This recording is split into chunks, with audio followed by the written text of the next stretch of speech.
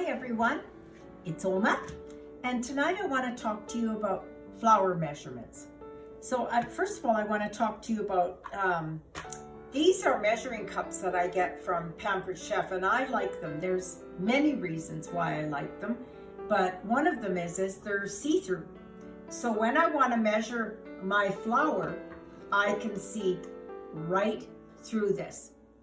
The other thing I like is, I love to use their measuring spoons because look how nicely that's going to stack in my drawer. But tonight, I need about a teaspoon for what I want to show you. So I like that I can just take it off, but I could put it back on the stack to put it away.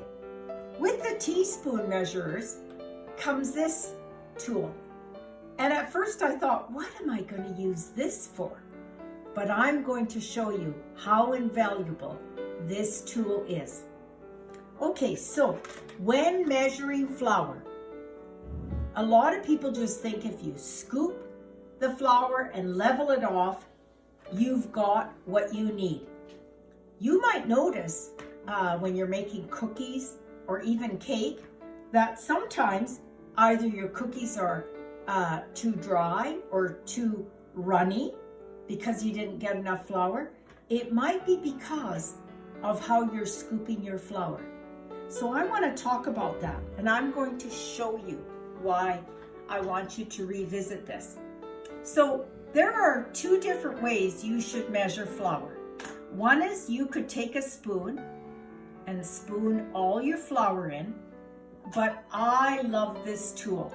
So let me show you, if you were to scoop your flour and just level it off, okay, level it off like I'm doing here, okay, look here, I love this that it's see-through. Look how we don't have all the flour that we need for our recipe. That might be why your cookies are sometimes too runny. That's why I love this tool. I scoop my flour and then I stir it in here a bit. And I'm going to show you what the difference that makes. It's going to be similar to when you spoon your flour. Now there we go. And if you look at the bottom now, there's no big gaps like we had before. Let me level it off now. Look how much flour we're short. So when you're measuring your flour, don't just assume if you scoop and level off that you have the correct amount of flour. That's critical to your baking, that it is a more compact amount of flour without all those little spaces and gaps that I showed before.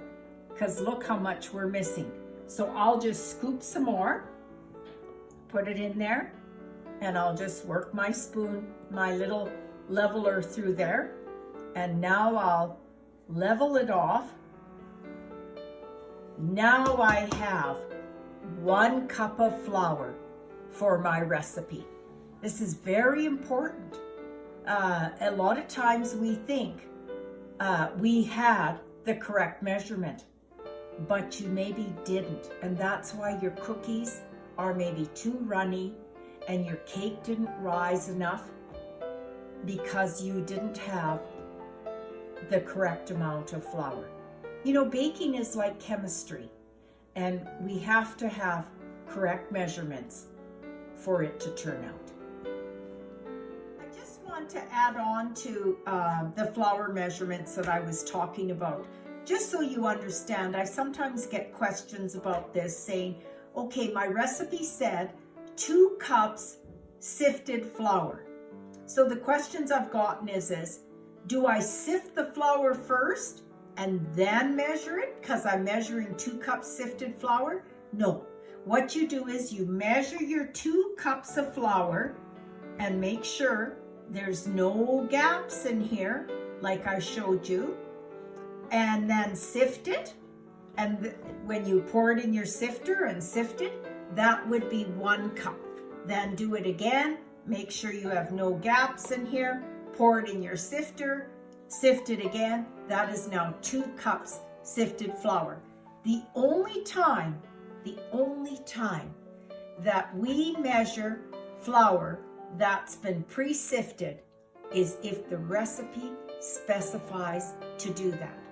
So if your recipe says sift or pre-sift the flour and then measure, then you sift it first and measure.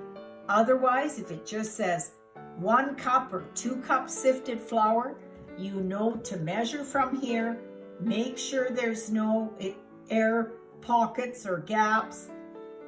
Put it in your sifter, and then you have 1 cup sifted flour. That's going to make a big difference in the success of your recipes. Okay, thank you.